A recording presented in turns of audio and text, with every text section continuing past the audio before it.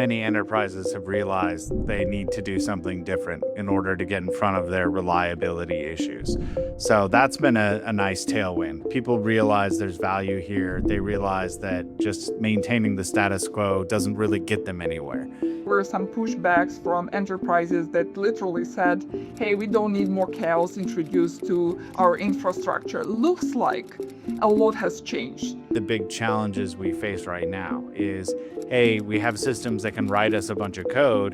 Can they write reliable code? We worked at Netflix and Amazon, helped these companies build reliable websites and applications, and then you saw the opportunity for a separate standalone business. Tell me how AI is changing the landscape for reliability, and what are the pros and cons for people? I think we really see, kind of two waves here, the technological wave and the psychological wave, that allow us to have a better opportunity to guide, recommend, and fix. But we also have this psychological realization and embracing that says, all right, just take care of it for me. Just do it for me. Hi, everyone. Today we have the pleasure and honor to talk with Kolton Andrus, who is co-founder and CEO at Gremlin, a reliability management company. Kolton, thank you so much for making the time to join me today. It's an honor to have you with us. My pleasure. Thank you for having me. Fantastic. As I said, most of our audience will be familiar with Gremlin. A couple of years ago, we had this interview where we primarily talked about, what chaos engineering is, how you need to educate the market about chaos engineering. There were some pushbacks from enterprises that literally said, hey, we don't need more chaos introduced to our infrastructure. Looks like a lot has changed, right? And even in your company language, from chaos engineering platform, you are now reliability management company. So walk us through these changes. What has changed and how has the market evolved? Yeah, so I think what's interesting there is that many enterprises have realized they need to do something different in order to get in front of their reliability issues. So that's been a nice tailwind. People realize there's value here. They realize that, just maintaining the status quo doesn't really get them anywhere. And a lot of companies that thought, 5 or 10 years ago, oh, hey, we'll just be fine if we keep doing the same thing, are starting to realize they're falling behind. But as you mentioned, you actually said a statement that is one of my least favorite statements. Oh, we have enough chaos. That's part of the shift in our messaging. I think chaos engineering is a cool idea. It's something that engineers get excited about. It's something that they think is this kind of neat concept. But it's hard to take that to the enterprise and to the leaders that own the budgets, that set the priorities, that ultimately dedicate the resources to correcting the issues. And so in the end, what you have to be able to do, you have to tell them what you're actually selling. You have to tell them what's actually valuable. And chaos isn't what's valuable. Chaos was a means to an end. What's valuable is reliability. And what we want is reliable systems, ideally kind of boring systems that just behave the way we expect, that don't have a lot of surprises. And so that's really the shift in the messaging, is to talk about the value and what we're seeking to achieve instead of talking about the means in which we achieve that. Got this. Okay. So this is where the change in the language, company language, comes from. So instead of stressing on the chaos, you talk about the reliability, which is cool and is quite understandable. Yeah. So Kolton, I know that you have this really interesting career of yourself. You worked at Netflix and Amazon, helped these companies build reliable websites and applications, and then you saw the opportunity for a separate standalone business. Tell me how AI is changing the landscape for reliability, and what are the pros and cons for people? Right now there is this huge hype. People are jumping in to adopting AI, for building their application. What are the pros and cons for them in terms of reliability? Yeah, it's been quite the last year, 18 months, hasn't it? Things have shifted quite a bit. So I think, there's opportunities and there's, new challenges that come with any shift in technology.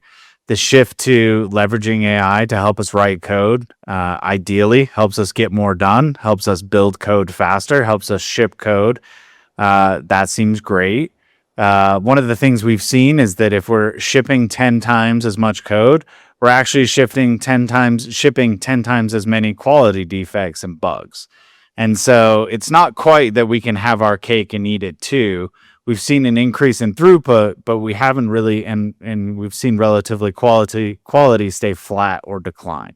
So I think that's one of the big challenges we face right now is, hey, we have systems that can write us a bunch of code. Can they write reliable code? Can they write performant code? Can they write secure code?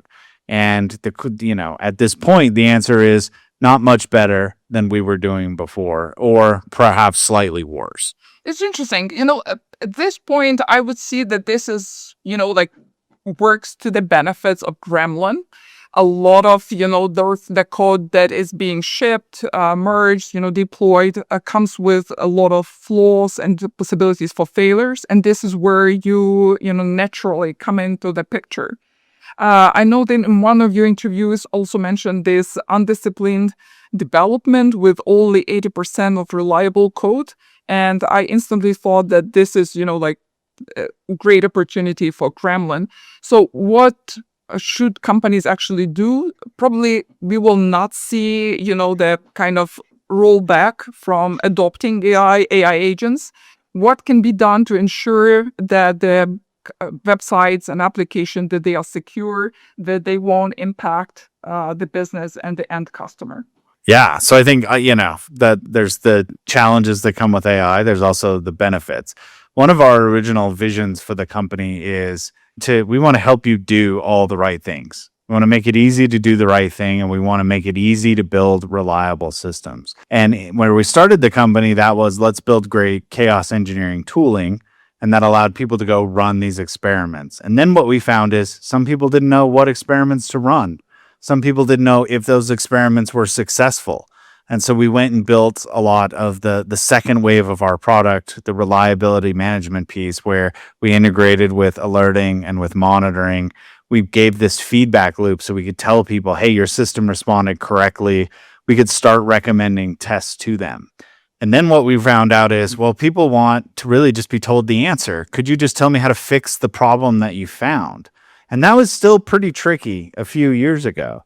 But this is a place where AI actually shines well. So, hey, now we're moving into a world where we can, hey, Gremlin, come in, analyze my system. Tell me what could go wrong. And we have a bunch of data that we've collected over the last decade off millions of experiments, off, tens of millions of agents and customer environments of what they should look like and what good looks like. So we have a good idea what it should look like and what could be problematic. So we can do this analysis. The next step is, all right, from that analysis, tell me what tests I should run. And this is, I think there's a little bit of a beauty in how people are approaching AI. Because 5 years ago, if I said, hey, I'm going to run some tests for you, people would be like, whoa, buddy, don't do that. Hey, that sounds like a bad idea. But now people are saying, you know what, if AI does it, great, just go get it done. And so there's a little bit of this back door here where it's like, okay, well, now how about I'll recommend these set of tests for you. And if you want, I'll just go run them for you, or my agents will go run them for you. And so now we're in a world where, I didn't have enough time, or, hey, I wasn't sure what to do, starts to become, well, if we can trust AI to do this, then just go get it done. And so that's been a nice tailwind that we've been experiencing as well. And then the last step is, all right, we ran these tests and things didn't work quite the way we expected. What do we do about it? And again, that's where, we have this corpus of data we've collected where we've seen how systems have been corrected, how they've been fixed, and we can start recommending to people real outcomes of how to go correct the issues that they've encountered. And again, that back door kind of shows up again. Hey, we can tell you how to go fix this, or if you'd like, we can just fix it for you. And so I think we really see, kind of two waves here, the technological wave and the psychological wave that allow us to, have a better opportunity to guide, recommend, and fix. But we also have this psychological, realization and embracing that says, all right, just take care of it for me. Just do it for me. So it looks like there is a huge trust. Would you recognize that there is more trust in AI right now than it was to, let's say, tools or organizations, startups coming with their solution? This is what is my feeling from what you have just told us. This is what I've been observing, and I'm a bit of a pessimistic engineer. So, to be honest, I'm a little surprised by it. 2 or 3 years ago, when this was really starting to take off, we dove into it and we found the technology a bit lacking, and we found the results to be a little non-deterministic, and we were a little bit skeptical. And so, for me to have trust for somebody to go run tests in production, to go make changes to production, to be able to actually take action on these systems. I grew up carrying a pager. You talked about the Amazon and Netflix days. I was the one who got paged. I had to fix those issues if things went wrong. And so I'm always a little hesitant. I'm always a little skeptical. But what I'm seeing is people, and it varies from organization to organization, but I'm seeing some organizations dive headfirst and they feel like it's a huge competitive advantage and they don't want to be left behind. And so it's really a catalyst for changing behavior. And I think that's one of the hardest things when it comes to software. It's actually not the technology. It's getting all the people within the engineering organization or within the company to change the way they do things, to change their process, to change their behavior. So this has been, really an interesting way to watch the market as a whole step back and say, are we doing things the right way or should we be doing them differently? Does it mean that your work right now become easier or harder in onboarding new companies when there is this incredible trust in AI and you probably don't need to hard sell, reliability? So is your work getting easier? I hope it will get easier is maybe the realistic answer. I think, yes, this idea, there's many things that we can build that make it easier, that remove a lot of the toil. So installing software, setting it up, configuring it, doing that initial analysis. Those are all things now that we can automate that before an engineer or somebody had to be guided from my team to be able to do. Similarly, we see this ability to actually go, run the tests on behalf of people, uncover the issues, fix the issues for them. We think that could be much less friction over time. But I think just as I am a skeptic, there are many skeptics out there. And so that's the balance for, I think, this coming year, 2 years. We got to build the trust and the credibility. And I think that's a cornerstone here that, just because we have the capability doesn't mean that the capability always works as we hope or expect. And so I think that's where we've got an 80-20 solution. I like to measure things in nines. I want a 4-9 solution. I want a 5-9 solution. That's where I'll really have had the trust been built for me. And that's the kind of trust and credibility I want to build with my customers and with the market. As you said, the markets are shifting and, the understanding of reliability management, of chaos management has tremendously changed. What I have noticed while preparing for this interview, the competition has grown also, right?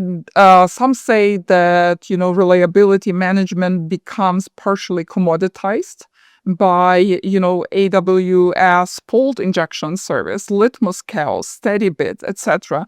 Is this something that you can attest to, that their competition is really hard? And if so, what is the reason for anyone to come and pay for your solution if they can use, something that is already bundled into their cloud solution that they already own? I think that's a great question. First of all, competition's a good thing.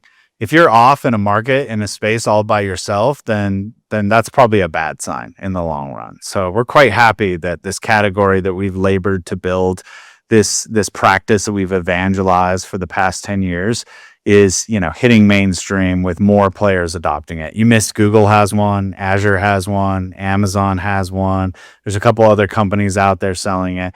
That's a good thing. So I'm excited by that. I think, Amazon's product, Google's product, Azure's product. First of all, it's a little bit like, would you purchase CloudWatch or would you go purchase something like Datadog or Dynatrace or one of the other solutions? Well, it's good. It's good enough for some people. It's really not best in class. They really lack some of the capabilities, some of the real thought behind the user interface. And that team isn't really pushing the state of the art for Amazon.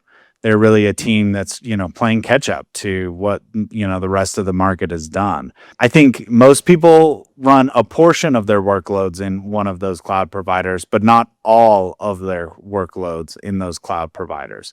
And so typically, if you're using the Amazon or the Azure or the Google service, it really only works for that software running in Amazon, the software running in Google, the software running in Azure. And if you have data centers, if you have things deployed, if you have a multi-cloud strategy, then you need to test those things across those boundaries. And what we built at Gremlin is something that is cloud agnostic. It works in all of those environments. It works in bare metal environments. It works in data centers. It works in on-prem. We have a fully air-gap version that works for government and for other, types of situations. So, we view it as we have a superset of capabilities. And then lastly, this is all we think about. We think about reliability. This is what I thought about for, years before founding the company in my time at Amazon and Netflix. It's all we think about all day is how do we build reliable software? How do we test safely? How do we apply the state of the art? And so I'm sure that, within those companies and our competitors, they have new AI capabilities they're bolting on. And many of those are, we'll just ask the LLM what we should do and return the response, which I think is, it's a place to begin, but it's not really what the technology is capable of. And so we, again, have this corpus of data we've collected over the last 10 years of all these experiments and all these environments that we're able to distill down into, much better advice, much better recommendations. We're able to take our own personal experience of being on call and running these systems at scale and tune that into the systems and the models. And we care a lot about credibility and correctness. And so it's not good enough to just kind of slap an LLM on it and hope it turns out. We really care deeply about this very, very hard computer science problem of how do we actually go analyze a running system, make adjustments to it and end up with something that is more robust, more resilient, more correct as a result. So I think, we are and have been pushing the state of the art for the last decade. And I expect we're going to continue leading the way. And anytime we launch something cool or a good idea, those other products, they tend to pick it up in about, 6 months, a year later. And that's been pretty par for the course. A lot of what we built in the second wave of the product around reliability scoring and testing and kind of the right mechanisms to encourage the organizations to do the right thing, magically all our competitors picked up, a year or two later. And I'll take that as, imitation is the sincerest form of flattery. It is, absolutely. Yeah, I really love how you put it that your product and your service is actually the state of art. And this is all that you care about, right? So it's not a byproduct, but this is actually what you dedicate your entire career and your work. I really love it. And the part about being cloud agnostic that can work across multiple environments, that is also something I admire. Yeah, that sounds really great. The next thing I'd like to talk about is the concept of AI guardrails. Tell us what is it, and why they are important in the current scene and current environments. Yeah. So I was at an event in New York with a bunch of CIOs a couple of weeks ago, and it was interesting to hear this terminology crop up in quite a few places. So I think this concept of guardrails around AI is something that is catching some steam. Hey, if we're going to go out and we're going to run full steam and allow AI, kind of this broad access to our systems, what's the safety net? What are the guardrails? And the analogy here, we think about racetracks. We think about cars that are going fast in a circle or on a racetrack. The reason we have guardrails is sometimes mistakes happen. Sometimes something goes wrong. And those cars are going at such high speed that when they go wrong, they could go, God forbid, off into the stands or off into the trees or, end up half a mile away because of the velocity they have. And so the guardrails are there to keep them from, kind of going out of bounds in an exceptional way. I think that's very similar to what we're seeing with these AI systems today. Now that we're moving quickly and we want to move even quicker, how do we make sure if something goes wrong, it doesn't go wrong, 5 times, 10 times worse than it could be? How do we curtail that? So that's where the concept of guardrails for me comes from. And I think when it comes to reliability, there's really two things that we think about. One is, first of all, a lot of these AI systems that are writing code they haven't run and operated a lot of reliable systems over time. So they're doing a lot of pattern matching off of what they think, code looks like. You're going to get a bit of the average of what code looks like. So there's an opportunity to build a feedback loop here where we build code to operate, some service to solve some business function. Then we want to deploy it into a real system because it's really the combination of the code plus the system that you run in that matters. You can't just look at the code on its own in a vacuum because, did you configure Kubernetes correctly? Do you have auto scaling? Did you set up your security groups? Do you, there's all these pieces that need to work together for the system to actually be functional and reliable. So we get those deployed. Well, now we want to actually go test. And this becomes this ultimate feedback loop. We go run a set of tests. We make sure that the system can withstand common scenarios. We can get off into the weeds about every possible failure that could occur. But in most cases, we can start with the 80-20. Hosts get rebooted. CPU and memory can be constrained. The network is always a problem. There's always something that's failing or dropping traffic or getting slow. There's always a dependency we rely on that goes down. And unfortunately, we're seeing more of this. I think in the past 6 months, the past 9 months, we've seen more cloud outages, more service outages as people are moving faster and we're deploying, less scrutinized code out there. So we test those scenarios and then we feed that back into our models. And that gives us an opportunity for the model to learn, to give it real actionable feedback and data into what it should be corrected so that it can go correct those issues and build more reliable code. And so we view this as a synergistic opportunity, just like unit tests, just like integration tests. By having good distributed system tests, I might call them, good reliability tests, we're really making sure that the system that is being built meets the real world criteria that is necessary. So I think that's one aspect of it. The other aspect of it is what we're seeing a lot in the AI SRE, observability space, which is, hey, now we got to build something that when things start to go wrong, we quickly detect them and we go fix them. I think an interesting thought we've had recently is, if you think about things, testing before things go wrong and testing after something's going wrong, the beauty of AI and autonomous systems is you can start to do this faster and faster. And you think about it a little bit like calculus. What we really want to get to is real-time feedback. We really want to get to the world where we can have these signals as they're occurring or before they're occurring so that we can go find and correct these issues before they become customer pain. And I think that's, you take 2 steps back. That's what really matters here. Hey, I'm trying to go do something in my life using the internet, using a service. I need to book a hotel room. I need to transfer money. I need to go, purchase a stock, or I need to go, communicate with my loved one that lives across the country. Can I do that? And the answer to can I do that is, do all of these disparate technological systems between me and that person work correctly? And if they don't, then I can't do the thing that I'm trying to do. So that's really the real feedback loop in the end is our customers are we as people, the people who own and operate these tools, who these tools are in service of, can we do the thing that we're trying to do? That's a brilliant answer. And, you brought up something that, next that I really wanted to discuss with you is the future of SRE. Do you think this system will be needed in the future, or they will become ultimately self-healing?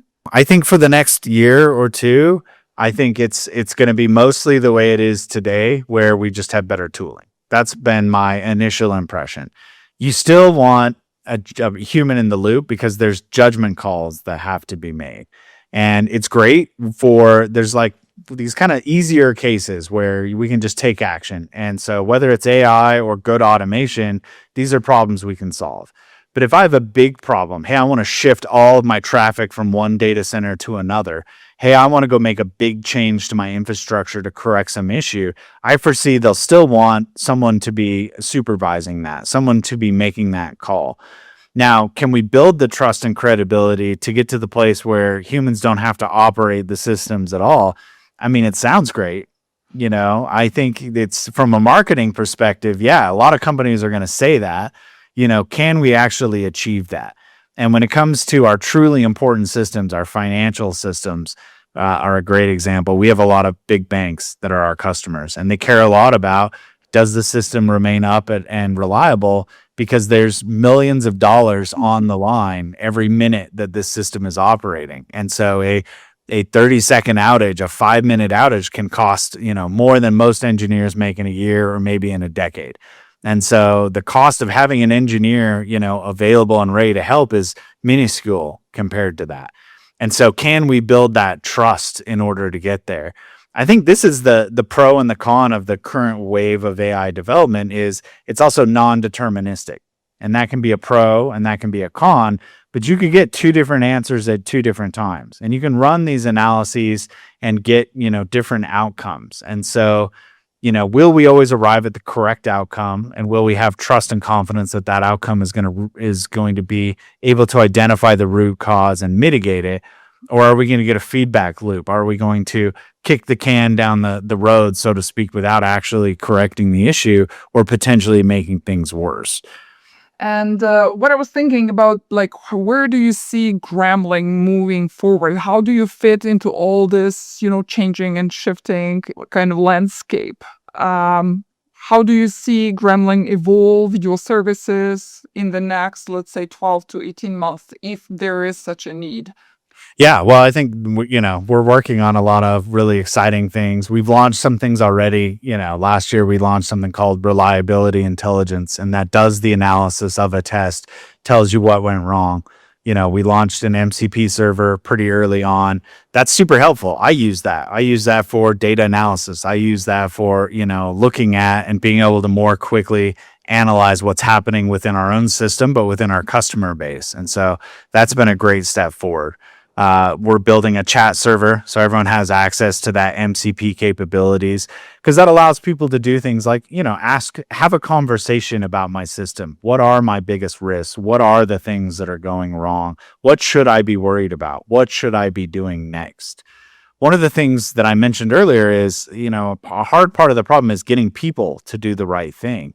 And in tech, we have these technical program managers that are actually super valuable, because they go around, they ask people what they're doing about this problem, they build a program around it, and they measure results. And they come back and they track them week over week to make sure the company is investing time and effort and progressing in the right way. So that was one of the first personas, the first agents we built within Gremlin, is a technical program manager.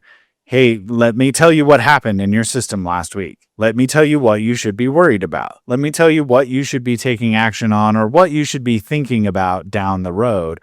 And there's an aspect of that which is accountability.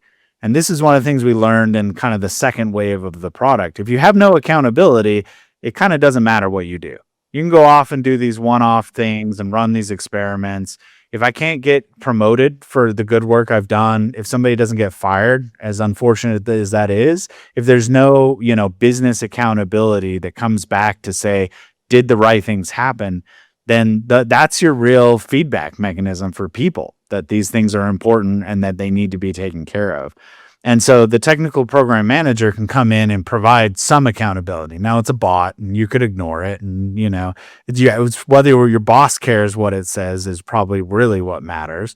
But that opportunity to track the issues that are found, to be able to say, hey, these are the issues that need to be corrected.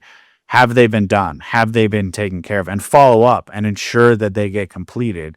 Because you can find all the issues you want within the system. We've all seen Jira backlogs that are hundreds or thousands of items long that are never going to be completed. But if you don't actually go mitigate the issue and correct it, you're not actually going to improve things in a material way.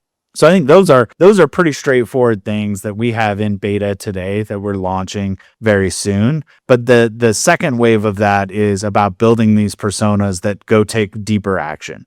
So let us go run tests for you. Let us go install and set up and actually execute the analysis. Let us then go correct the issues.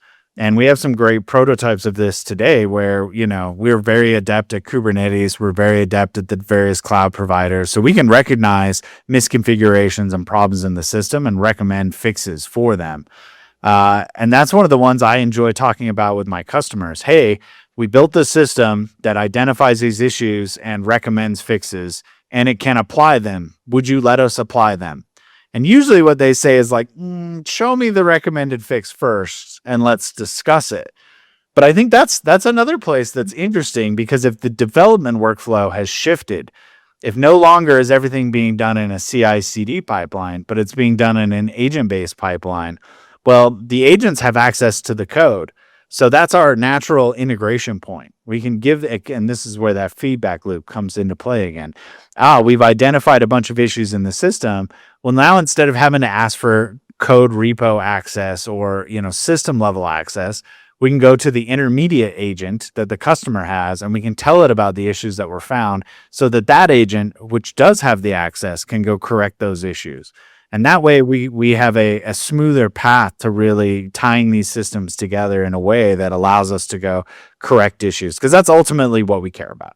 We care about finding and fixing reliability risks and problems within systems as fast as possible, so that customers don't impact them, so that we don't have an outage. Wow, that sounds fantastic. And also I really love the part where you actually listen actively to what customers need and build, new offerings that help them smooth maybe the transition and also the decision making. That sounds really exciting. What would be your Kolton, do you still feel there is a pushback from the market? And if there is, what is your advice to those, companies, enterprises that still don't feel comfortable letting in companies like Gremlin, take care of their reliability? Well, I think, if it comes to, we're unsure about reliability testing, I think it's a dollars and cents equation. An outage costs, a lot of money. It's revenue that you lose. It's the impact to your brand or the trust that your customers have. And probably the one no one talks about is how much engineering time and effort gets lost when everyone has to jump on a conference bridge, firefight, spend the next day, combing through graphs and logs, and then having a postmortem. So I think it's like buying insurance. Hey, doing a little bit up front actually saves you a lot more on the back end. And so I think there's your chief financial officer should care about this. Your CIO should care about this, because it's about efficient use of resources so that your engineers can go build and design, the products that are really going to drive new revenue, new customers, new capabilities for the software that you're building. So I think that's my 2 cents on reliability testing. I think same thing kind of applies with AI. I think it's prudent to be skeptical to a point, but there's also a point where you see, look, the majority of the market is recognizing some amount of value here. And so do you need to go all in? Maybe, maybe not. But if you're not paying attention, if you're not doing it, if you're not playing around with it, you're probably missing out, because there really are some impressive capabilities that we have in the last 6 months, in the last year, that weren't there 2 or 3 years ago. And if you're like me, I did a bunch of research a couple of years ago, and I said, this is half baked. It's not quite there yet. I'm going to go focus on more important things. But you got to come back. This is the beauty of tech. The best example I can give of this is actually, I took a road trip a couple of weeks ago, and I have a Tesla, and I have the self-driving capability in my car. And again, 2 years ago, I used it. I wasn't that impressed. I wasn't comfortable having it do stop signs and stoplights and get on and off the interstates. And I was like, it's good on the freeway, but everywhere else, I don't know. I'll take care of it. I like to drive. And this trip, I was like, well, I've already paid for it. I might as well see how it goes. And I turned it on. And the entire trip from Denver to Utah, was basically hands off. It was basically me with my hands in my lap, watching the mountains, having it get on and off the freeways, having it drive through the traffic lights, having it do all these little things that I know it couldn't do 10 years ago. And I, wasn't very good at 5 years ago, but now all of a sudden it's good enough. And in some cases, maybe it's better than me. I've been driving a long time, so I don't really believe that. But, I could see the world where we could get to that point with reaction times. And certainly it takes a mental and a physical load off me when I have to take a long trip. So I think we're at this cusp where maybe it's good enough, but it seems like it will be good enough, in the near future. And so we want to understand how to adapt and apply that to, as any other tool, make our lives easier, make it easier for us to be more efficient, more effective, to get more done. There's also a lot of doomsday talk over the last year or so about, we're not going to need developers and, everyone's going to be out of work. And I'm an optimist. The truth is, work is what is valuable to humanity. And there will always be valuable things to humanity and to other people that we need to get done. And if a tool allows us to spend less time on things that we used to think were valuable but no longer are, this isn't any different than when we developed washing machines or cars or airplanes or anything else. Oh, it used to take us months to cross the country. Now we can do it in a day. Oh, that means all these people that were involved before are worthless. No, we just found better things to do. So this is the opportunity we have, is to go find better ways to use our time and our talents and our intelligence and our effort to go, solve new problems and to be able to do new exciting things. Love it. I love the analogies that you're using to actually illustrate your thinking and your vision. There is one last question I have to you, not related to your immediate work. There was, interesting thing that in 2022 you voluntarily stepped down as the CEO. I don't know if you're open to talk about this, but I'm just curious, and I believe many viewers and audience would be interested in that. So that was quite unprecedented that you voluntarily stepped down as the CEO and you introduced a new one. And later you took back the position. I'm just curious, what has changed? Like, what was your reason behind that? And it's fine if you're not comfortable talking about that. No, I'll talk about it. Yeah. And what has changed that made you confident that you actually can lead Gremlin to new heights and to the growth that you were hoping to achieve? So I'd say, first of all, I'm an engineer by trade. I was a software engineer. I've been, really partially an SRE before SRE was really defined. So a lot of my career was spent on the technical side of the house. Starting a company is a bit of a baptism by fire. You learn all of these things that, you haven't had to do before, that you have to learn and get good at. And we had a lot of success in the early years, and then the pandemic hit and the world turned upside down and people went a little crazy. And, I can understand why, but you had all these interpersonal issues. You had people that were really had a lot of anxiety, that they were behaving a bit oddly. You had the market that, first surged and then declined. And, we had a lot of uncertainty in the market. And it was a tumultuous time for me, for the company, for the world at large. And, I consider myself to be a self-reflective person. I try to be humble in, how I lead and in how I learn and in what I've been able to accomplish. And, there came a point where I said, well, would things be going better if somebody else who knew this side of the business better than I did came in? And so, in part, I was burnt out. It had been a hard pressed 5 years. And I said, hey, let's go give it a shot. So I found somebody else that I liked, I trusted, I respected.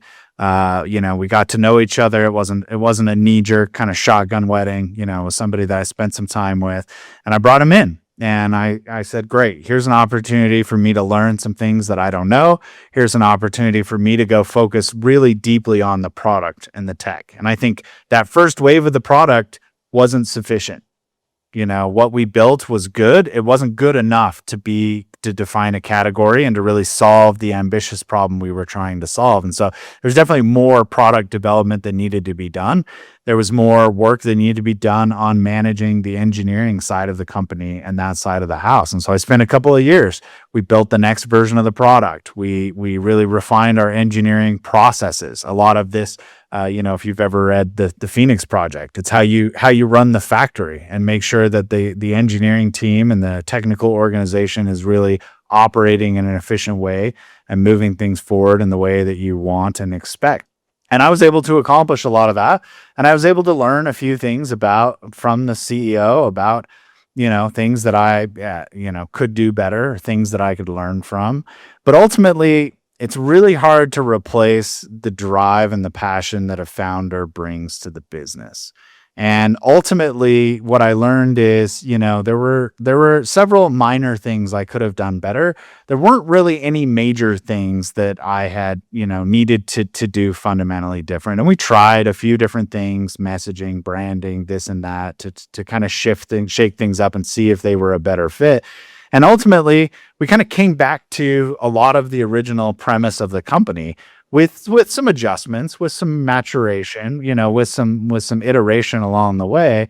And I think, I was vindicated in many ways. It was an opportunity to see that these things that I'd hoped would be drastically better with someone else at the helm were not drastically better. And in fact, I think we missed a couple of opportunities during that time that I've been able to come back. And so I had a bit of a break, being CTO was great. I was able to refresh and regain some of my energy. I spent a little bit more time with my family. And then when it was time to step back into the CEO seat, I was ready to go. And, it kind of coincided well with this shift in the market where we'd finished that second wave of the product, and we really need to jump right into this third wave, which is AI, and how does AI really enable us to go meet that vision and to go build the company that we want and build the product we want that solves these problems, not on the surface, but at a deeper level that really can go out and make the kind of impact we want. So long story short, it was a learning opportunity. It was an opportunity for me to humble myself and to have an opportunity to learn from someone else. There were some great learnings along the way. And then in the end, it was really, a temporary thing. And at the end of that, I feel better equipped and in a better position to be back in the seat and taking the company where it needs to be taken. Fantastic. And I totally agree with you on the point where you say it's really hard to find someone external who can match the founder's energy and, dedication probably. So that's great. Thank you for sharing the story, for being this open and transparent. I really enjoyed talking with you. It's like, oh my God, where did the time go? It's like 40 minutes and feels like we have just started. Kolton, I really enjoyed our conversation. Thank you so much for your time, for sharing the experiences and your vision. And really looking forward to staying in touch and maybe having you back again soon. Yeah, that'd be great. No, I appreciate the time, and great conversations go quickly, and you're wonderful to talk to, Donna. So thank you very much for the opportunity. And yeah, hopefully we'll be able to chat again soon. Likewise. Thank you.